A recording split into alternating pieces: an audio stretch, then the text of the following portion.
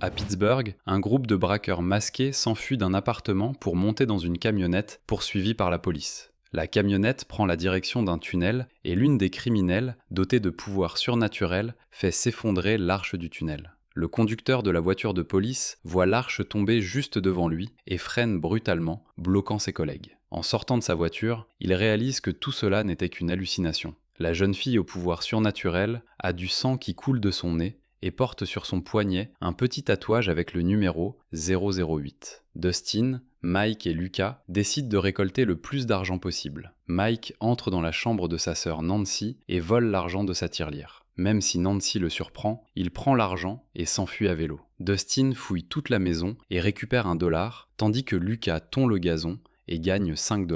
Les trois garçons se rendent à vélo dans la salle d'arcade, The Palace Arcade, pour retrouver leur ami Will. Joyce, la mère de Will, est très protectrice avec lui. À l'intérieur, les garçons jouent à un jeu d'arcade appelé la tanière du dragon. Un employé de la salle, Kiss, informe Dustin que son record au jeu Dick Duck a été battu. Dustin vérifie et constate que c'est vrai. Le nouveau leader est un joueur surnommé Mad Max qui le devance de 100 000 points. Kiss propose de révéler l'identité du nouveau champion si Mike lui organise un rendez-vous avec Nancy. Mike refuse, mais Dustin et Lucas essaient de le convaincre. Pendant que les garçons essaient de découvrir qui se cache derrière Mad Max, Will remarque qu'il neige dehors. Il sort et se retrouve à nouveau dans le monde à l'envers. Une tempête fait rage avec des éclairs rouges, mais il entend la voix de Mike et revient dans le monde normal. Ensemble, ils retournent dans la salle d'arcade. Le shérif Hopper arrive au travail où l'attend l'ancien journaliste et théoricien du complot Murray Bowman. Murray commence à raconter l'histoire d'une espionne russe créée par les scientifiques soviétiques dotée de pouvoirs télékinétiques. Selon lui, c'est elle qui est responsable de ce qui est arrivé à Barbara Holland, l'amie de Nancy dans le premier saison. Hopper se moque de lui, affirmant que c'est complètement absurde. Mais Murray mentionne une histoire. Une fille qui, il y a 1 an, a brisé une porte en verre dans un supermarché par la seule force de sa pensée. Nancy et Steve sont dans la voiture. Nancy aide Steve avec son essai d'entrée à l'université et ils discutent de l'avenir de leur relation. À ce moment-là, une voiture arrive à l'école avec 2 nouveaux élèves, un garçon nommé Billy et une fille nommée Max. Les filles commencent immédiatement à jeter des regards intéressés à Billy. Will trouve sur son casier une coupure de journal, le représentant avec la légende « Garçon zombie ». On l'appelle ainsi parce qu'il était mort dans le premier saison avant de revenir à la vie. En cours, Scott Clark explique aux élèves la complexité du cerveau humain. Soudain, une nouvelle élève nommée Max entre dans la classe. Les garçons commencent à soupçonner qu'elle est le mystérieux joueur de Dig Dug, connu sous le pseudo Mad Max. Au travail, Joyce retrouve son nouveau petit ami bienveillant, Bob Newby, et ils s'embrassent dans un placard. Pendant ce temps, Hopper est appelé sur un champ de citrouilles qui ont mystérieusement pourri en pleine saison la plus rentable, juste avant Halloween. Le propriétaire, Merrill, est persuadé que son voisin jaloux, Eugene, en est responsable, sans aucune preuve. Entendant un bruit étrange dans le champ de maïs, Hopper s'y rend et ne trouve qu'un corbeau. À l'école, des invitations pour la fête d'Halloween des lycéens sont distribuées. Nancy prend 2 invitations et en donne une à Jonathan, espérant qu'il devienne un peu moins renfermé. Jonathan refuse. Steve arrive et embrasse Nancy, pendant que Jonathan s'éclipse discrètement. Lucas et Dustin observent Max sur la cour de récréation et sont convaincus qu'elle est Mad Max, tandis que Will et Mike restent sceptiques. Avant d'entrer dans le bâtiment, Max écrit un mot et le jette à la poubelle. Les garçons le récupèrent et lisent « Arrêtez de m'espionner, bâtard ». À ce moment, le principal vient chercher Will et ses amis regardent partir sa mère avec lui. Will, Joyce et Hopper se rendent au laboratoire national de Hawkins. L'endroit est désormais dirigé par le chaleureux docteur Sam Owens, remplaçant le cruel et ambitieux Brenner. Will passe des tests médicaux classiques, poids, mesure, analyse de sang et tension. Il est ensuite branché à un appareil qui lit les ondes cérébrales. Le docteur Owens lui pose des questions sur ses visions, appelées épisodes. Will révèle qu'une créature prévoit de tout détruire. Le personnel observe cela via une caméra cachée. Ensuite, Owens parle en privé avec Joyce et Hopper. Il explique que Will pourrait souffrir de ce qu'il appelle l'effet anniversaire. Les personnes ayant vécu un traumatisme connaissent parfois des crises émotionnelles ou des changements de comportement quand l'anniversaire de l'événement approche. Il conseille de traiter Will normalement, assurant que cela s'estompera avec le temps. Plus tard, Joyce confie à Hopper qu'elle n'a pas confiance en Owens, mais Hopper la persuade de lui faire confiance. Il ajoute qu'il est content pour elle et son nouveau petit ami, Bob. Après leur départ, Owens se dirige vers la section secrète du laboratoire où le personnel tente, sans succès, de détruire le portail vers le monde à l'envers. Lucas et Dustin surveillent Max et la voient jouer à Dig Dug, comme une pro. Les garçons sont maintenant convaincus qu'elle est vraiment Mad Max. Steve et Nancy rendent visite aux parents de Barbara. Ces derniers ont engagé un détective privé pour retrouver leur fille.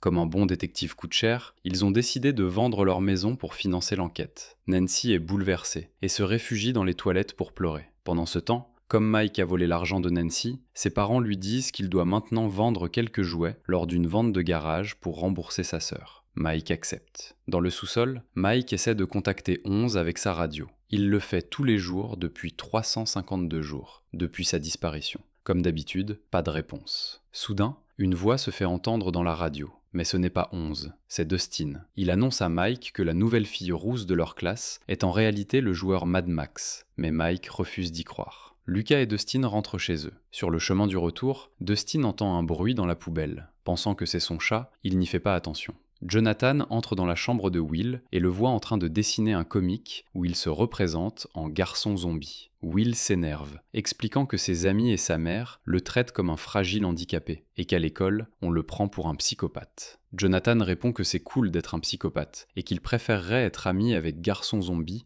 plutôt qu'avec quelqu'un de banal et normal. Will sourit. Joyce, Jonathan, Will et Bob passent la soirée à regarder un film. Le téléphone sonne et Joyce panique immédiatement, mais Bob la rassure. Au laboratoire de Hawkins, quelque chose se dérègle et tous les appareils se mettent à hurler. La nuit, Will se lève pour aller aux toilettes et entend un bruit étrange dehors. En sortant, il se retrouve à nouveau dans le monde à l'envers. Des éclairs rouges illuminent le ciel, révélant la silhouette d'un gigantesque monstre arachnéen. Hopper progresse dans la forêt, repère un piège et le contourne prudemment. Il arrive à une cabane qui s'ouvre seule après qu'il ait frappé à la porte selon un certain rythme. Assis à table, Hopper commence à dîner et 11 le rejoint. Ils partagent le repas ensemble. On revient un an en arrière. Après avoir vaincu le Démogorgon et être resté dans le monde à l'envers, 11 crie pour appeler Mike, puis découvre un portail dans un mur. Elle repère les policiers patrouillant autour de l'école et, une fois qu'ils s'éloignent, agrandit le portail par télékinésie pour revenir dans notre monde. Elle court vers la maison de Mike, mais voit les employés du laboratoire qui avertissent ses parents qu'Onze est dangereuse. Par la fenêtre, elle aperçoit Mike, qui la voit également, mais un employé la remarque aussi. Onze s'enfuit dans la forêt et se cache pendant que le laboratoire tente de la retrouver. Pendant un certain temps, elle se nourrit d'écureuils, tués par télékinésie, puis prend la veste d'un chasseur pour se protéger du froid. Hopper refuse de croire à sa mort et dépose chaque jour des gaufres dans un coffre en bois dans la forêt, remarquant qu'elles disparaissent le lendemain, preuve que quelqu'un les prend. Finalement, Onze décide de se montrer à Hopper. Le shérif l'emmène dans une vieille cabane ayant appartenu à son grand-père. En mettant de la musique, il commence le ménage, aménage la cabane, installe la radio et pose des pièges. Hopper établit quelques règles. Ne pas ouvrir les rideaux, ne pas ouvrir la porte et ne pas sortir. De retour dans le présent, Hopper prépare le petit déjeuner. Soudain, Onze le surprend déguisé en fantôme. Elle demande la permission d'aller en ville pour Halloween sous ce déguisement, pour ne pas être reconnu. Hopper refuse, mais propose un compromis. Il rentrera plus tôt du travail, achètera des bonbons, et ils regarderont ensemble un film d'horreur. Onze accepte à contre-cœur. Le matin, Joyce se réveille et ne trouve pas Will dans sa chambre, paniquant un instant avant de le découvrir dans la salle de bain. Sur le bureau, elle remarque un dessin du monstre arachnéen que Will avait vu lors de son épisode. Pour Halloween, Dustin, Mike, Lucas et Will se déguisent en chasseurs de fantômes.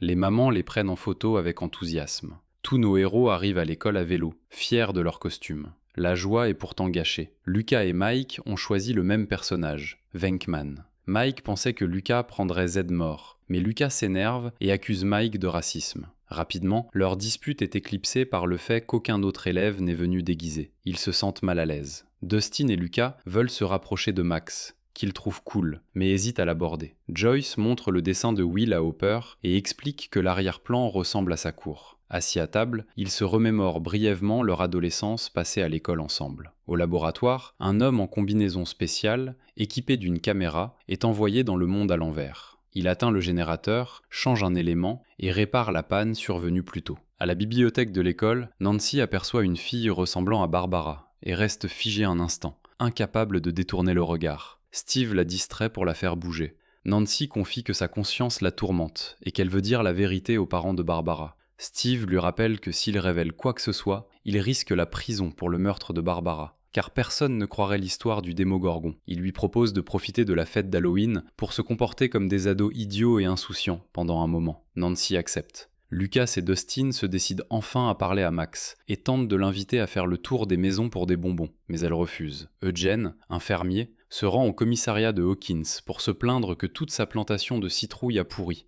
Il est convaincu que son voisin Merrill en est responsable. Billy récupère Max à l'école et la gronde pour l'avoir fait attendre. Sur le chemin du retour, il exprime sa haine pour Hawkins et blâme Max pour leur déménagement. En croisant Mike, Dustin et Lucas sur la route, il accélère brutalement, mais Max attrape le volant et évite un accident. Le shérif Hopper arrive à la ferme d'Eugene et constate que la pourriture s'est étendue aux arbres, recouvrant les branches d'une substance grise. Jonathan conduit Will chez ses amis. Will se sent mal à l'aise de devoir toujours être sous la surveillance de son grand frère. Finalement, Jonathan accepte qu'il sorte seul, à condition de rentrer avant 9h. Il lui donne une caméra vidéo empruntée à Bob pour qu'il puisse filmer sa soirée. Lors de la fête d'Halloween des lycéens, Billy bat le record de Steve en buvant beaucoup de bière et obtient le titre de roi de la bière. Nancy, submergée par la culpabilité de la perte de son ami, commence à boire de manière excessive. Pendant ce temps, Joyce et Bob dansent chez eux. Bob propose de quitter Hawkins pour laisser derrière eux tous ses mauvais souvenirs. Max, déguisé en Michael Myers, rejoint les garçons pour récolter des bonbons. Hopper entend des bruits étranges dans la forêt, mais son attention est attirée par le petit-fils de Jen. Se souvenant de sa promesse à 11, il achète quelques bonbons à Eugene, puis file chez lui. Pendant que Dustin et Lucas essaient d'impressionner Max, Mike confie à Will qu'il est agacé que Dustin et Lucas aient invité Max dans leur club sans le consulter et s'éloigne de lui. Des lycéens s'approchent de Will et se moquent de lui en l'appelant garçon zombie. Effrayé, Will tombe et se retrouve à nouveau dans le monde à l'envers, face à la créature arachnéenne. Dans le présent, Mike retrouve Will caché, le rassure et lui propose de le ramener chez lui, demandant aux autres garçons de continuer la collecte de bonbons sans eux.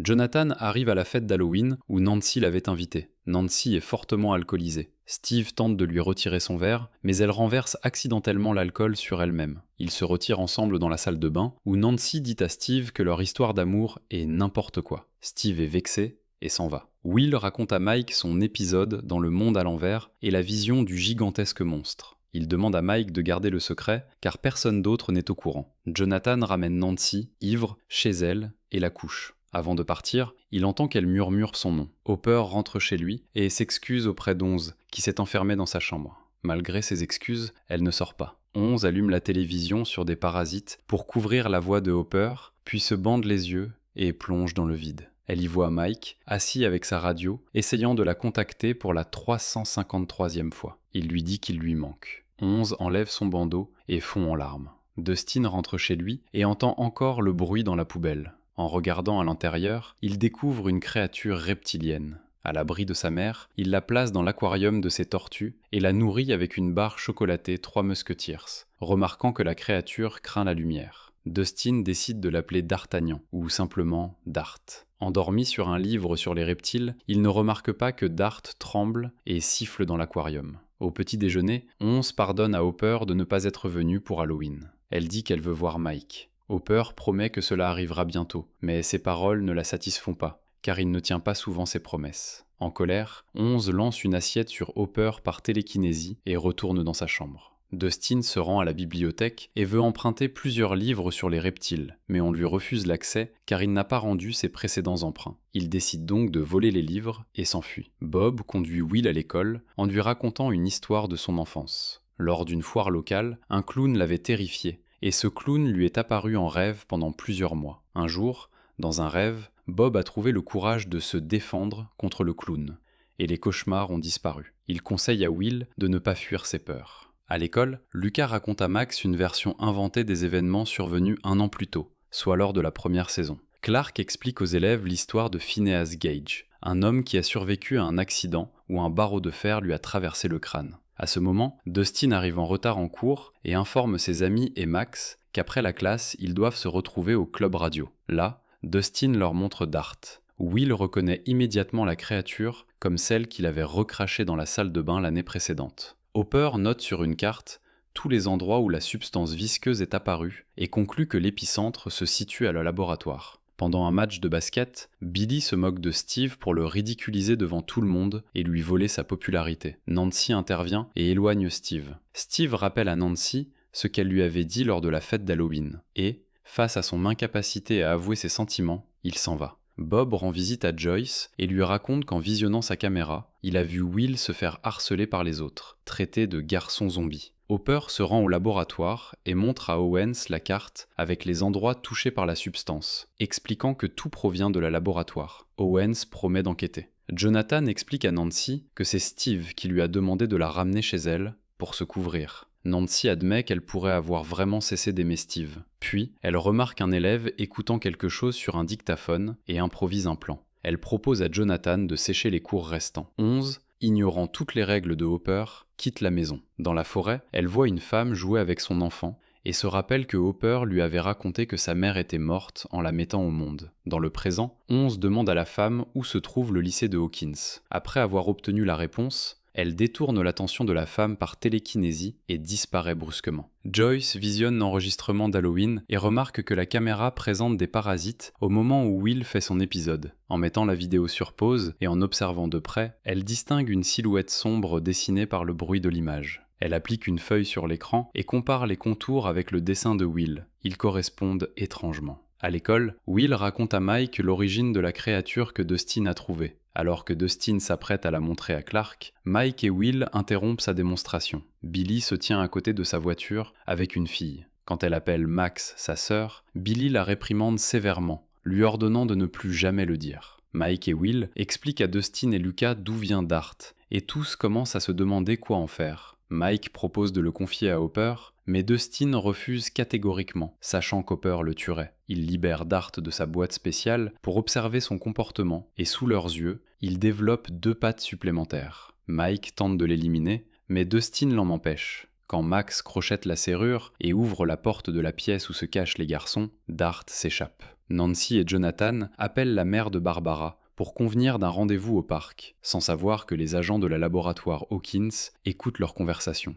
Hopper et Owens observent les employés prélever des échantillons de terre contaminée et de citrouilles pourries. Owens demande à Hopper de créer une légende crédible pour les habitants et de garder le tout secret. Bientôt, Hopper reçoit un appel de Calvin. Une femme a aperçu une étrange fillette avec des pouvoirs surnaturels. Le shérif comprend immédiatement qu'il s'agit d'11. 11 arrive à l'école de Hawkins et sourit en voyant le vélo de Mike. Les garçons se dispersent pour chercher Dart.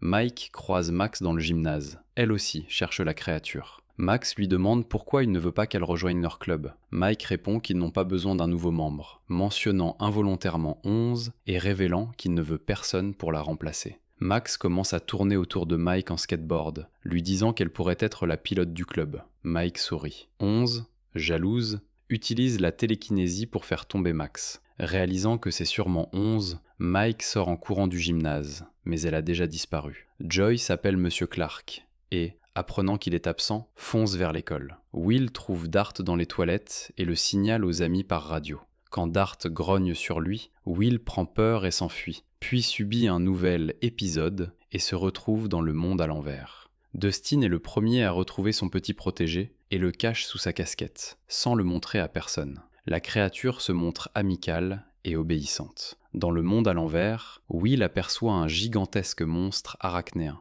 Se souvenant du conseil de Bob, il décide de lui tenir tête. Il crie pour qu'il s'en aille, mais la substance noire pénètre dans ses yeux, son nez et sa bouche. Dans le monde réel, Joyce et les amis trouvent Will immobile dans le champ. Joyce tente désespérément de le ranimer. Ce n'est qu'une fois que le monstre cesse d'injecter sa matière noire que Will revient à lui. De retour à la maison, Joyce essaie de savoir ce que Will a vu, mais il affirme ne rien se rappeler. Quand Joyce lui montre son dessin du monstre, Will se met à pleurer et dit qu'il ignore ce que le monstre veut. Joyce lui promet qu'elle le protégera. 11 retourne à la cabane où Hopper l'attend. Furieux, Hopper lui reproche de s'être montré aux autres, mettant leur vie en danger. Pour punition, il la place en huis clos pour 1 semaine et lui retire ses gaufres. Quand Hopper tente de lui prendre la télévision, elle la retient par télékinésie. Il finit par débrancher simplement le câble. 11, en colère, l'accuse d'être comme Brenner et se verrouille dans sa chambre. Hopper crie qu'elle doit grandir. En réponse, 11 brise toutes les fenêtres de la cabane par télékinésie, laissant l'endroit complètement détruit. Jonathan rentre chez lui et trouve sa mère et son petit frère endormis. Il ne les réveille pas et s'éclipse discrètement.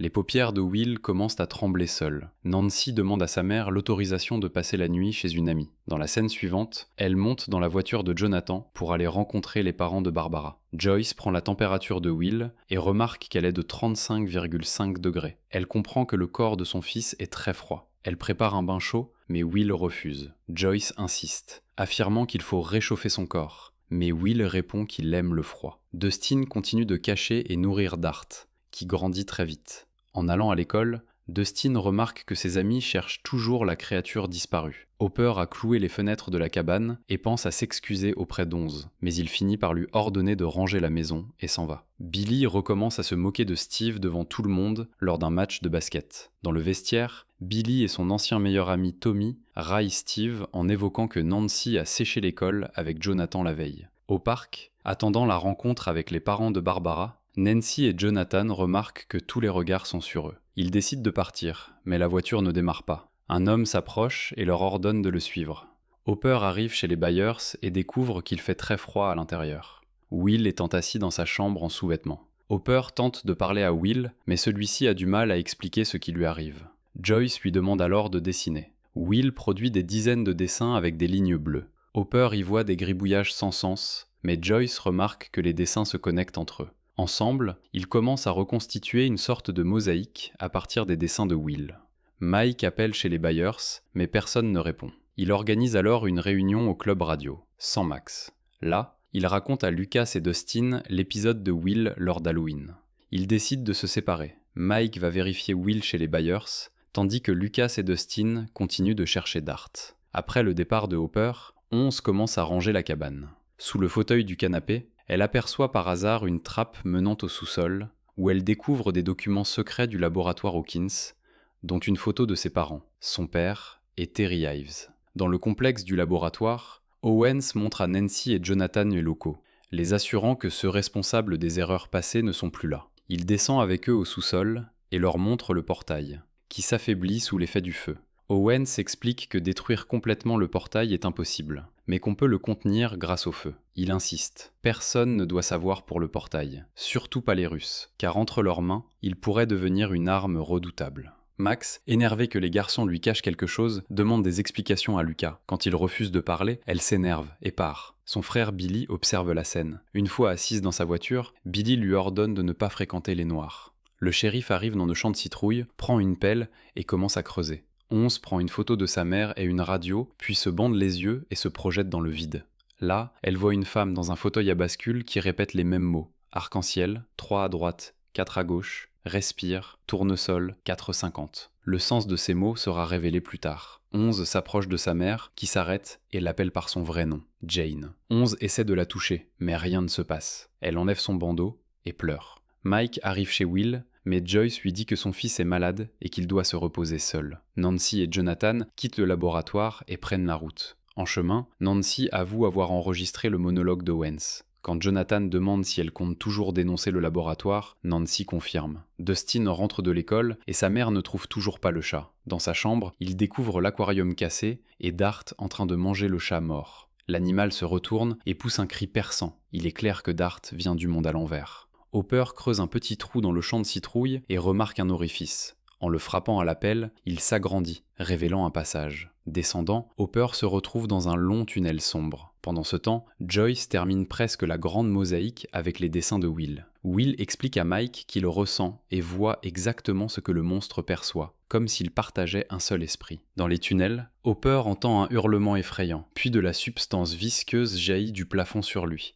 Il commence à tousser violemment, puis tombe au sol. L'ouverture au-dessus de lui commence à se refermer avec des lianes. Jonathan et Nancy arrivent à l'hôtel et prennent une chambre. Jonathan demande s'ils doivent laisser la lumière allumée ou l'éteindre, et Nancy rit. Ils montrent leurs mains et comparent les cicatrices laissées depuis l'année précédente. Nancy remarque que sa cicatrice est plus grande, et demande à Jonathan pourquoi il s'est éloigné après tout ce qu'ils ont vécu. Jonathan répond qu'il était occupé avec Will et la famille.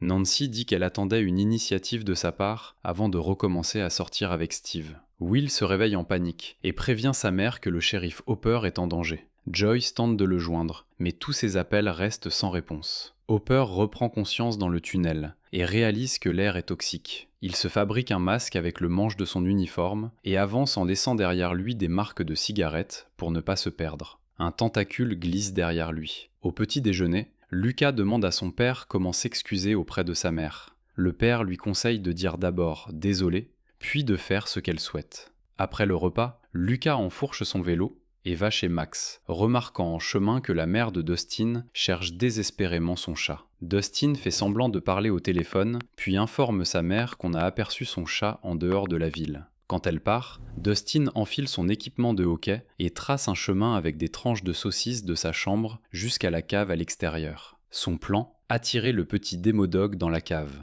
Mais à la fin, le Démodog refuse d'y entrer et commence à grogner vers le hangar où se trouve Dustin. Rassemblant tout son courage, Dustin sort du hangar, frappe Dart avec sa crosse pour le diriger vers la cave et verrouille la porte. 11 arrive en autostop chez sa mère et ouvre la porte par télékinésie. Becky Ives comprend immédiatement qu'11 est la fille de sa sœur. 11 voit sa mère dans le fauteuil à bascule, répétant les mêmes mots. Arc-en-ciel, 3 à droite, 4 à gauche, respire, tournesol, 4,50. Nancy et Jonathan se rendent chez l'ancien journaliste et théoricien du complot Murray Bowman, considéré comme fou, dans son bunker de l'Illinois. Murray leur montre un mur couvert de notes conspiratives sur les événements de 1983. Billy emmène Max à la salle d'arcade pour jouer à Duck Duck. À l'intérieur, Lucas la retrouve, prend son courage à deux mains et lui raconte tout sur l'année précédente. Will dessine l'endroit où il a vu Hopper dans sa vision, mais seule une ligne bleue apparaît sur le papier. À ce moment, Bob arrive et Joyce décide de faire appel à son petit ami astucieux pour déchiffrer les dessins de Will. Bob comprend presque immédiatement que ces dessins forment une carte de la ville et après quelques calculs, localise Hopper. Ils se rassemblent et partent pour le retrouver. Hopper erre dans les tunnels et tente de contacter quelqu'un par radio, sans succès. Il finit par tomber sur une grande salle jonchée d'os. Il allume un briquet et fabrique une torche avec des os et sa veste. Il essaie de percer un mur. Dustin enterre son chat et tente de joindre ses amis par radio, mais la ligne est prise par Erika, la sœur sarcastique de Lucas, qui annonce que Lucas n'est pas à la maison, avant de raccrocher. Becky dit tristement à 11 que Terry ne pourra jamais sortir de son état catatonique, puis montre à sa nièce la chambre que sa mère Terry avait préparée pour elle. Becky propose à 11 de rester vivre avec elle. Tout de suite après, les ampoules commencent à clignoter toutes seules. 11 suit le chemin lumineux et celui-ci la conduit jusqu'à sa mère. Soudain, les chaînes de télévision changent d'elles-mêmes. 11 comprend que sa mère essaie de communiquer avec elle. Dustin arrive chez Mike, mais celui-ci n'est pas là. Avant de partir, Dustin voit Steve arriver chez Nancy, voulant se réconcilier avec elle. Dustin l'arrête et demande s'il a encore sa batte de baseball cloutée, puis monte dans la voiture de Steve pour se faire conduire chez lui. Le shérif Hopper lutte pour sortir du tunnel, mais en vain. Les tentacules profitent de sa fatigue pour enserrer ses jambes. Hopper tente de les couper, sans succès, et finit par perdre connaissance. Après que Lucas a tout révélé, Max refuse de le croire et se dirige vers la sortie. Lucas essaie de lui prouver la vérité, mais Max répond qu'elle n'y croira pas tant qu'il n'y aura pas de preuves. Billy arrive pour récupérer sa sœur et voit à nouveau Lucas, avertissant Max une dernière fois de ne pas lui parler. Nancy et Jonathan concluent leur récit à Murray, en lui montrant un enregistrement où Sam Owens affirme que la laboratoire a menti au public. Ils discutent de ce qu'ils peuvent faire avec cette information. Murray est prêt à dire la vérité au monde entier, mais pense que ce serait inutile. Personne ne croirait. Une idée lui vient cependant. Il faut dire la vérité, mais l'adoucir pour que les gens puissent l'accepter. 11 met son bandeau et entre dans le vide, où elle voit sa mère. Elle s'approche de Terry et lui dit qu'elle est à la maison. Terry saisit brusquement sa fille par la main et dit « non ». Ensuite, 11 voit sa mère revivre des accouchements douloureux. À la naissance de l'enfant, Martin Brenner le prend et ordonne aux autres de prétendre qu'il y a eu une fausse couche. Terry a pourtant vu que l'enfant est bien né. Plus tard, Terry revient au laboratoire pour récupérer sa fille. Elle trouve l'enfant avec une petite fille noire jouant dans la pièce. Avant qu'elle puisse prendre sa fille, la sécurité du laboratoire la repousse. Brenner plonge Terry dans un état catatonique, obligeant le personnel à lui administrer des électrochocs à pleine puissance, la rendant invalide. Les mots répétés par Terry, arc-en-ciel, 3 à droite, 4 à gauche, respire, tournesol, 4,50, sont en réalité des fragments de souvenirs. Respire indiquait de respirer pendant l'accouchement, car elle était en mauvais état. Tournesol est la première chose qu'elle a vue après la naissance. 3 à droite, 4 à gauche est la combinaison pour ouvrir un coffre contenant un pistolet. Arc-en-ciel correspond au dessin accroché dans la chambre où Terry a retrouvé 11. 4,50 désigne le voltage électrique imposé par Brenner à Terry. 11 sort du vide et raconte à sa tante Becky tout ce qu'elle a vu, notamment la petite fille noire qui a aussi subi des expériences.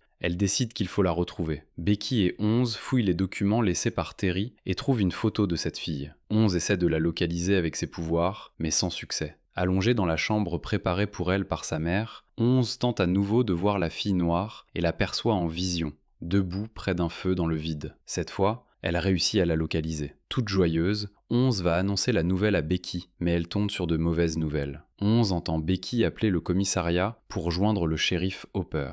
11 vole de l'argent dans le portefeuille de Becky et quitte la maison. Terry est assise devant la télévision qui affiche le chiffre 8. Dans le bus, les visions d'11 deviennent plus intenses et montrent l'endroit où se cache la fille noire. Joyce, Bob, Mike et Will arrivent sur le site où Hopper avait creusé. Joyce découvre un terrier et écarte les lianes avec sa pelle. Elle et Bob descendent dans les tunnels, tandis que Will et Mike restent dehors. Joyce suit les mégots et retrouve Hopper, qu'elle libère. À ce moment, des soldats du laboratoire en combinaison de protection apparaissent et détruisent les excroissances dans le terrier à l'aide d'un lance-flamme. Will subit alors une violente crise et commence à convulser. Il est transporté à la laboratoire de Hawkins. Quand on lui demande où il a mal, il répond « partout ». Le shérif Hopper est nettoyé avec tuyaux et brosses après son long séjour dans les tunnels. Sur le chemin du retour, Dustin explique la situation avec Dart à Steve. Steve s'empare de sa batte cloutée et ouvre le sous-sol où Dart était enfermé. Il descend, mais découvre que Dart s'est échappé en fracassant le mur. Les agents du laboratoire entrent dans la maison des Byers et photographient les murs couverts des dessins de Will. Joyce explique à Dr. Owens les épisodes de Will. Jonathan, Nancy et Murray font des copies de l'enregistrement de l'aveu d'Owens et prévoient de les envoyer à plusieurs grands journaux. Pendant la célébration,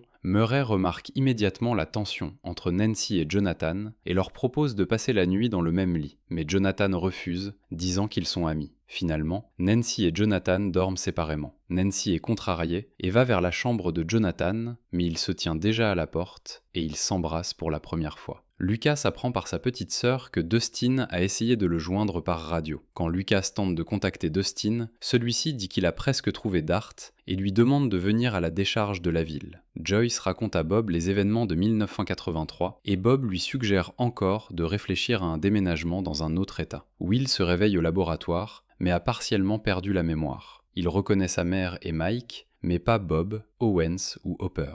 Le docteur l'interroge sur ce qu'il se rappelle de la nuit précédente. Will dit se souvenir que les soldats lui ont fait mal. Owens apporte un tentacule coupé des tunnels et le brûle, provoquant chez Will une douleur intense. Le lendemain matin, Nancy et Jonathan prennent congé de Murray et partent. Lucas se rend chez Max pour lui prouver que son histoire était vraie, mais il manque de peu de croiser son frère raciste, Billy. Dustin et Steve essaient de localiser Dart en l'attirant avec de la viande. Steve se demande pourquoi Dustin a gardé cette créature et lui donne ensuite des conseils pour séduire Max. Il explique que les filles aiment ceux qui savent écraser les autres et, à contre-cœur, montre comment il coiffe ses cheveux parfaits. Le shérif tente de s'excuser auprès d'11 via radio, mais c'est inutile, elle n'est pas chez elle. Un scientifique du laboratoire montre aux autres des scans du cerveau de Will avec des résultats très inquiétants. Un scan date d'hier, l'autre de quelques heures à peine. Owens réfléchit à la suite. Un scientifique propose de continuer à brûler les tunnels, mais Owens refuse pour ne pas mettre la vie de Will en danger. Joyce essaie de rencontrer Owens,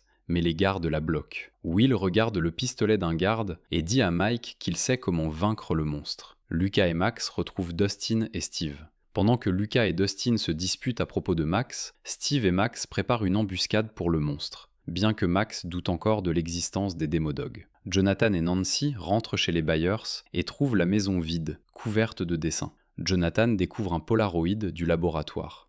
Will apporte ses propres dessins de la maison et explique qu'il sait comment détruire le monstre. Il indique un point précis sur la carte et dit qu'il faut se rendre là-bas. Dustin suit les conseils de Steve pour parler aux filles. Il traite Max de fille stupide et lui ordonne de rentrer chez elle. Mais elle l'ignore. Elle monte sur le toit du bus pour rejoindre Lucas et lui raconte son histoire, le divorce de ses parents et comment Billy est devenu plus agressif après leur déménagement de Californie à Hawkins. Elle craint de devenir comme lui, mais Lucas la rassure. Elle est complètement différente. Soudain, un démodog apparaît et ignore l'appât. Steve comprend que le démodog préfère la proie vivante, prend sa batte cloutée et sort. Il essaie de l'attirer dans le piège, mais 3 autres démodogs arrivent. Steve repousse les 4 créatures, puis court vers le bus. Il parvient à monter à l'intérieur et se mettre en sécurité. Un démodog grimpe sur le toit du bus, prêt à attaquer, mais soudain, tous les monstres s'enfuient. Les soldats du laboratoire se dirigent vers l'endroit indiqué par Will.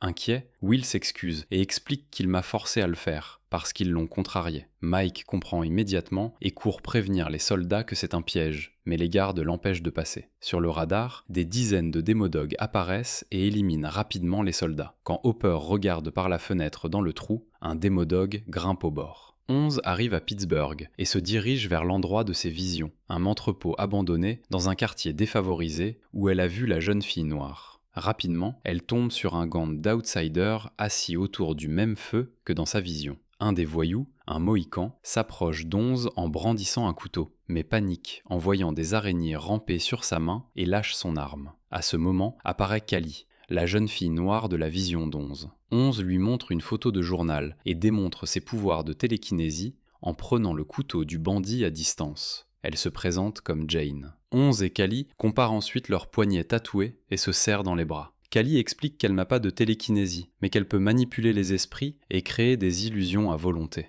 Elle le montre à 11 en créant une papillon, qui n'est qu'une illusion. Plus tard, Callie raconte à son gang qu'11 a réussi à la trouver juste avec une photo, et qu'elle peut les aider dans leurs affaires. À ce moment, 11 a une vision de Hopper s'excusant via radio. Le matin, Callie réveille 11 et lui présente les autres membres du gang. Axel est le mohican qui l'avait menacé. Dottie est la fille aux cheveux volumineux. Funshine est le plus âgé, surnommé l'ours en peluche par Callie. Mick est la moins agressive et conductrice du groupe, et Callie en est la leader. Callie montre à 11 des photos des responsables de leur souffrance au laboratoire, des criminels à punir. Elles sortent et tentent de déplacer un wagon par la force mentale, mais 11 n'y arrive pas. Callie lui explique que la colère amplifie leur pouvoir et lui demande de se concentrer sur ce qui l'énerve. 11 pense à tous ceux qui lui ont fait du mal, les scientifiques qui l'ont séparé de sa mère, Mike, Hopper, Brenner.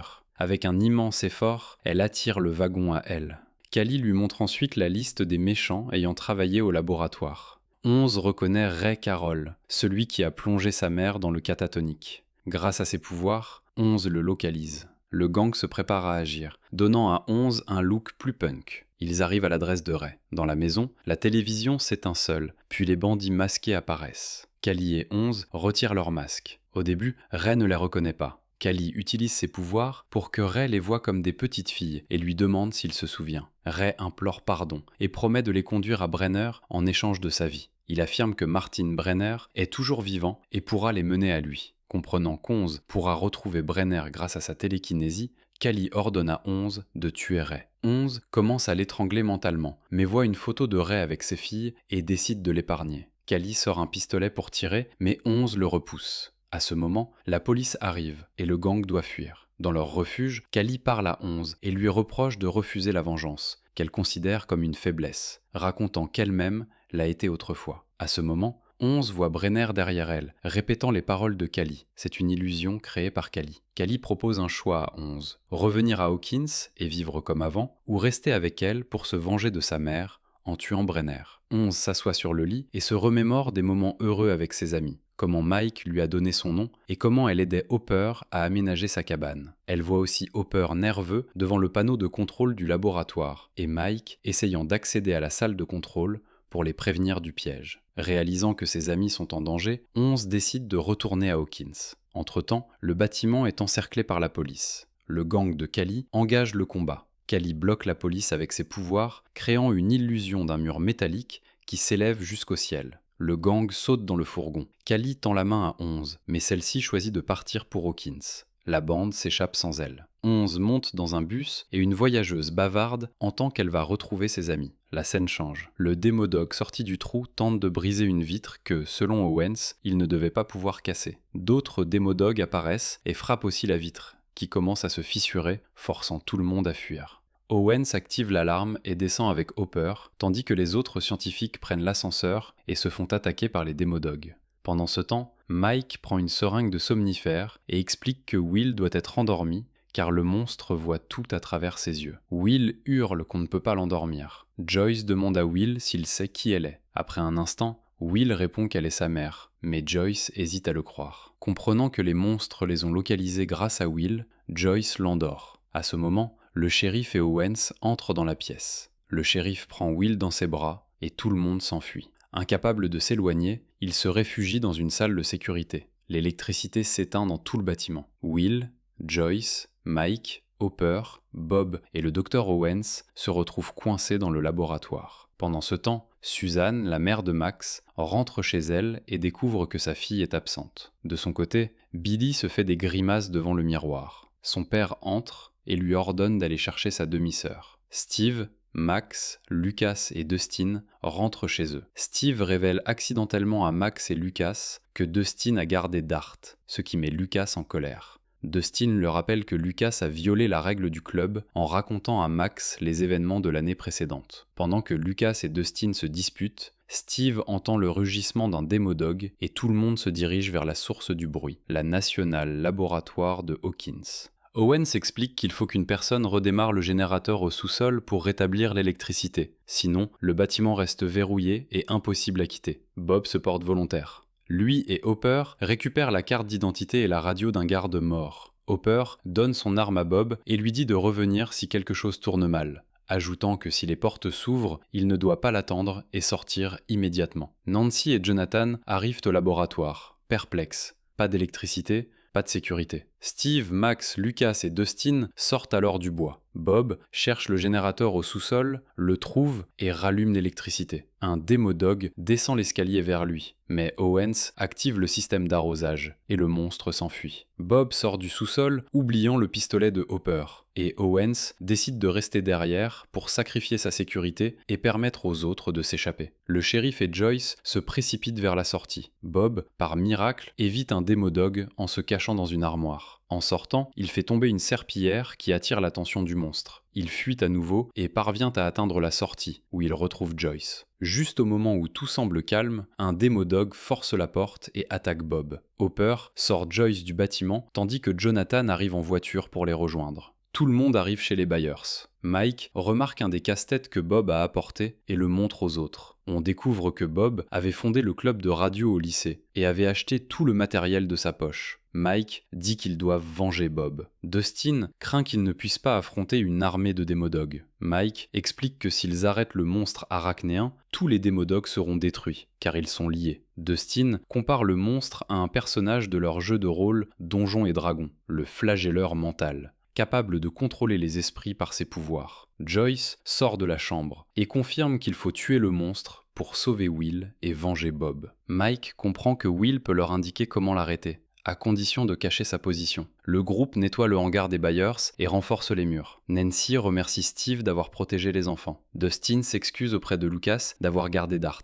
Mike rappelle à Max que connaître la vérité ne fait pas d'elle un membre du club. Will est attaché dans le hangar, soigneusement camouflé pour que le monstre à l'extérieur ne comprenne pas sa position. Un fort éclairage est dirigé sur lui pour limiter sa vue. Quand tout est prêt, le shérif réveille Will avec de l'ammoniac. Dès qu'il se réveille, Will tente de se libérer. Il écoute Joyce raconter comment elle a accroché un de ses dessins au frigo pour son 8e anniversaire. Jonathan rappelle le jour où ils ont construit ensemble le château Byers sous la pluie. Mike raconte leur première rencontre à la maternelle. Will insiste pour être libéré. Hopper remarque qu'il tape un code morse sur la chaise. Il déchiffre le message « Fermez le portail ». Soudain, le téléphone sonne. Le monstre à l'intérieur de Will entend et comprend leur emplacement. Joyce le rend somnolent à nouveau. Le groupe s'arme en entendant les Démodogs approcher, mais un Démodog mort passe par la fenêtre. La porte d'entrée s'ouvre toute seule. 11 arrive. Mike et 11 se serrent fort, réunis après presque un an. Mike lui raconte qu'il l'a appelé par radio pendant 353 jours consécutifs. Le shérif avoue à Mike qu'il avait caché 11 et empêcher tout contact. Mike se fâche et frappe le shérif au ventre avec ses petites mains, puis Hopper le prend dans ses bras et il se calme. Max tente de se lier d'amitié avec 11, mais celle-ci l'ignore. 11 va vers Joyce et elles se dirigent ensemble vers Will. Sur la table, 11 voit l'inscription « Fermez le portail » et accepte d'aider. La mère de Mike prend son bain et entend frapper à la porte. Comme son mari dort, elle doit ouvrir elle-même. Elle découvre Billy, qui commence immédiatement à flirter avec Karen, la faisant rougir. Puis Billy demande où est Mike. Elle répond que les enfants sont probablement chez les Byers et lui donne l'adresse. Joyce, Jonathan et Nancy mettent au point un plan. 11 et Hopper doivent aller au portail pour le fermer, mais seulement après que Joyce, Jonathan et Nancy auront extrait le flagelleur mental de Will. Fermer le portail sans retirer le monstre pourrait tuer Will avec lui, car la créature est liée à lui. Joyce se souvient que Will a dit que le flagelleur mental aime le froid, et en déduit qu'il faut le surchauffer pour le chasser. Hopper propose d'utiliser sa cabane pour ça. Nancy annonce à Steve qu'elle sort maintenant avec Jonathan. 11 promet à Mike qu'elle reviendra. Juste au moment où ils vont s'embrasser, Hopper les interrompt. Dans la voiture, le shérif tente de savoir où 11 est allé. Elle répond qu'elle a rendu visite à sa mère, Terry Ives. Le shérif ne la gronde pas et raconte plutôt la mort de sa fille Sarah, emportée par le cancer. Il confie qu'il a peur de perdre 11, comme il a perdu Sarah. Inquiet, Mike suggère d'incendier les tunnels souterrains pour détourner les Demodogs de la laboratoire, craignant qu'ils n'attaquent 11 et Hopper.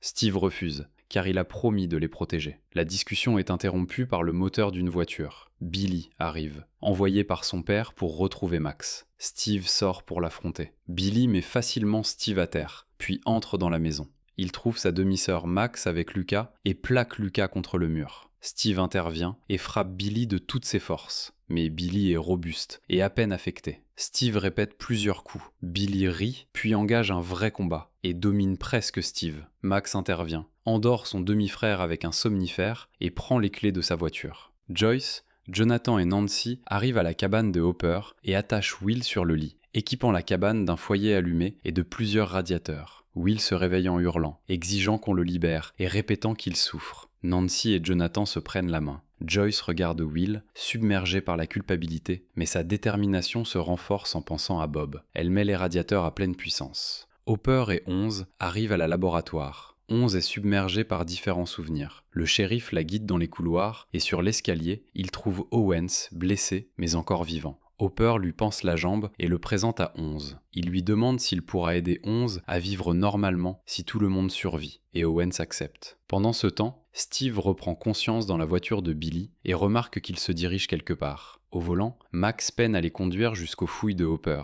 Steve rappelle qu'il est interdit de descendre dans le trou, mais personne ne l'écoute. Finalement, Steve descend avec eux. Hopper, utilisant le reflet d'un couteau, aperçoit des Demodogs près du portail. Jonathan, incapable de voir Will souffrir, tente de le libérer, tandis que Joyce essaie de l'en empêcher. Will parvient à libérer une main et commence à étrangler Joyce. Nancy saisit une pelle chauffée et la plaque contre Will, le forçant à lâcher sa mère. Du corps de Will s'échappe un nuage de fumée noire. Le flagelleur mental quitte son corps et disparaît dans la nuit. Arrivé au bon endroit, Steve, Mike, Lucas et Dustin répandent de l'essence. Une fois prête, Steve jette un briquet, et les Demodogs reculent temporairement du portail. Will se réveille, guéri. Jonathan contacte Hopper par radio pour dire que le portail peut être fermé. Hopper et 11 descendent. 11 lâche la main de Hopper et utilise ses pouvoirs. Derrière le portail, le flagelleur mental prend forme physique. Dustin retrouve D'Artagnan, devenu plus grand, et lui donne une barre chocolatée 3 Musketeers. Les enfants courent vers la sortie. Steve les aide à passer. Tous sortent, sauf Steve et Dustin.